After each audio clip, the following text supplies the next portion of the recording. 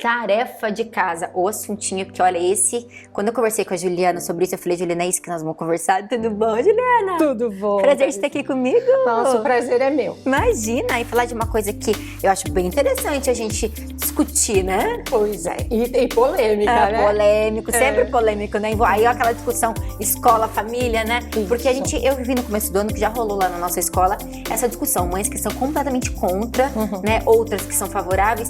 Na sua visão, Juliana, o que você acha da tarefa de casa? Então, a tarefa de casa ela é importante, desde que ela seja bem aplicada. Então, o que acontece? Para que a gente aprenda qualquer coisa, eu preciso de treino. Então, somente o conteúdo em sala de aula, ele não é suficiente para que o aluno leve o que a gente chama para memória de longo prazo, aquilo que está sendo trabalhado. Ele precisa de mais treino, de mais exercício, de mais prática daquele conteúdo. Então, a tarefa ele serve para isso, para ajudar o aluno a treinar, a praticar, exercitar essa atividade. Porém, ela precisa ser muito bem planejada, elaborada e passada para os pais de uma forma que ela sirva esse fim. O que acontece? Muitas vezes isso não tem uma comunicação com a casa de uma forma assertiva, ou mesmo não é bem planejado. Então, às vezes o professor passa uma tarefa que a criança ainda não assimilou o conteúdo, ou que a criança ainda nem viu o conteúdo e chega em casa sem saber fazer a tarefa. Que é o que acontece muito. Muito. Né? Então, em vez de estar fixando o conteúdo, gera o quê? Estresse. Gera dificuldade em casa, no relacionamento, porque os pais, eles não têm ali o papel de ensinar, ele tem o papel de mediar e acompanhar. Não tem preparo para isso também, né? Não. Um pai ou uma mãe que não seja professora, enfim, a gente não tem preparo pra gente ensinar do formato adequado, E né? eu vou te dizer que nem professor. Hoje em dia, né? Não, porque Pode assim, acontecer. Eu tenho 25 anos de educação. O meu filho nunca me deixou ensinar ele a tarefa. Quando eu ia trabalhar com ele, ele falava comigo assim, de mãe e pai. a prof que sabe. Ah. Você não sabe me explicar. Então, assim, é definido mesmo os papéis. Em casa, a gente é pai, é mãe, a gente não é professor. Então, o nosso papel ali é acompanhar, é mediar, é verificar se está tudo feito, é ajudar dando confiança, dando autonomia, dando suporte que a criança precisa. Mas o correto é que aquela atividade, ele pelo menos já saiba o que tem que fazer. É natural ter dificuldade quando está aprendendo algo novo? Sim, tudo bem. Mas se a gente trabalha esse erro como um processo, isso não vai ser uma coisa sofrida. Vai ser assim, tudo bem, filho, você ainda não entendeu, nós vamos anotar o que você não entendeu, você leva para a prof vai perceber o que você precisa retomar e ela vai retomar.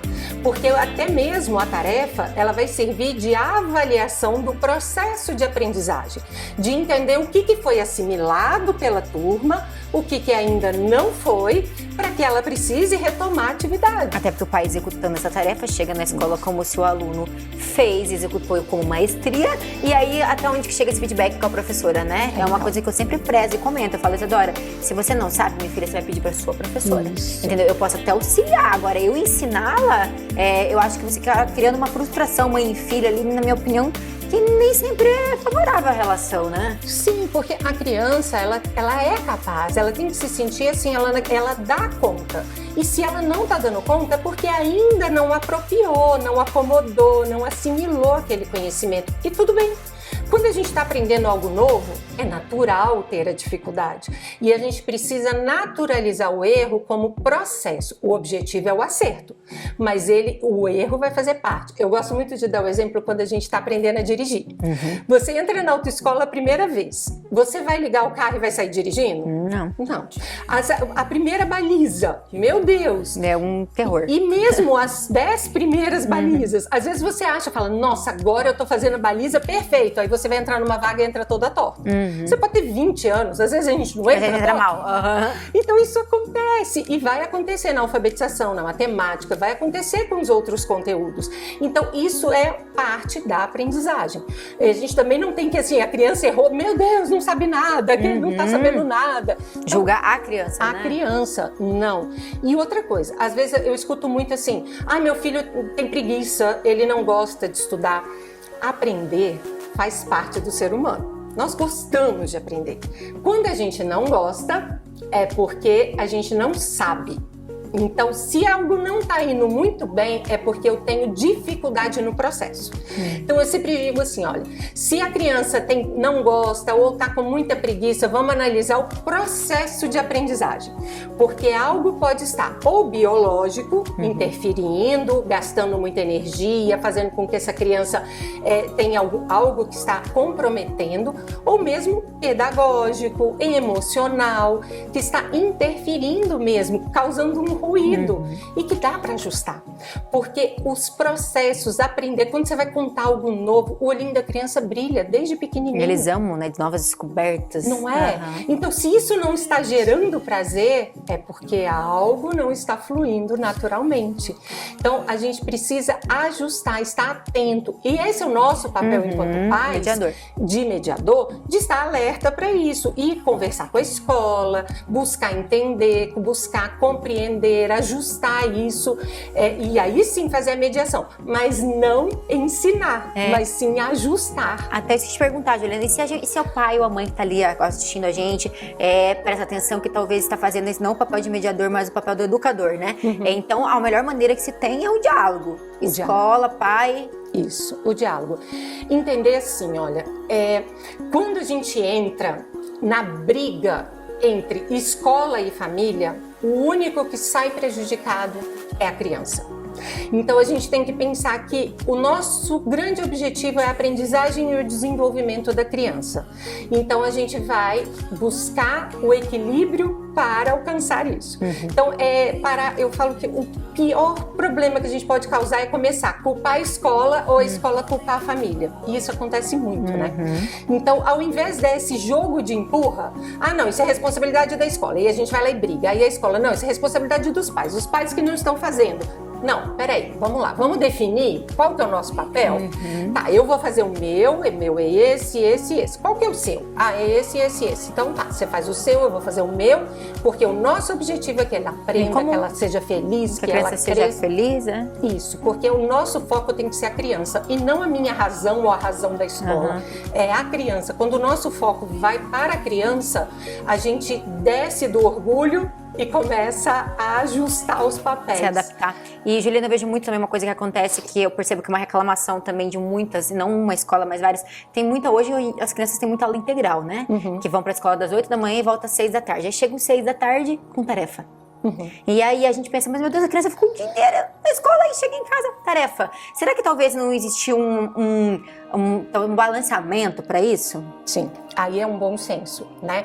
Até mesmo porque a criança, ela precisa de outras coisas para ter uma vida saudável. A gente trabalha lá na clínica até com as crianças mesmo, o que elas precisam para ter um cérebro saudável, feliz. Uma delas é brincar, outra é dormir bem, é ter atividade física, é ter tempo em família. Elas precisam de tempo em família, com a família. Elas precisam de uma rotina de estudo, mas elas também precisam de quê? De tempo livre para não fazer nada. Então esse bom senso a gente precisa ajustar. Se a criança já ficou o dia todo, ela precisa dormir. Tempo de sono é fundamental para os pequenos. Se ela vai cedo para a escola, vamos pensar aí, uma criança de 7, 8 anos, ela tem que dormir 11 horas de sono. Bastante tempo, gente.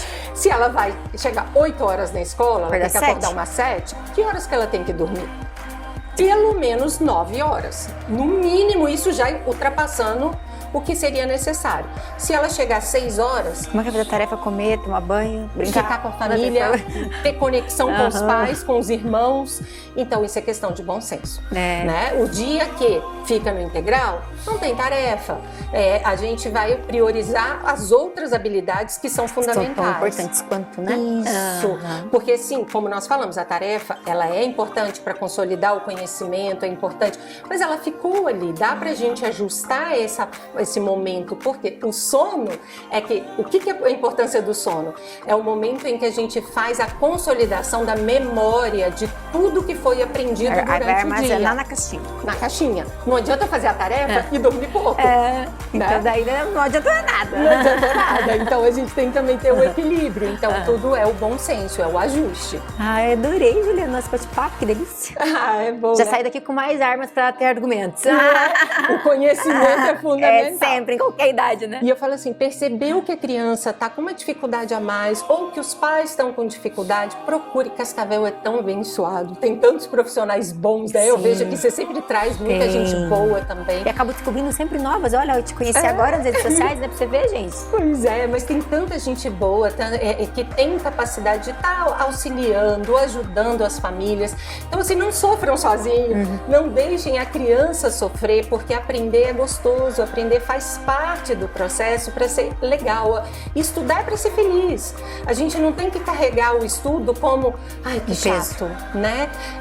A gente tem que levar isso como uma coisa gostosa. E por mais que eu não queira estudar muito, mas que aprender seja bom, gostar de aprender. Então, assim, busque ajuda, porque a gente consegue ajudar, orientar, ajustar um pouco os processos. Isso Tá aí, bom? adorei. Que bom. Obrigada. Estou à disposição de vocês. Tá bom, brigadão. Eu que agradeço a oportunidade.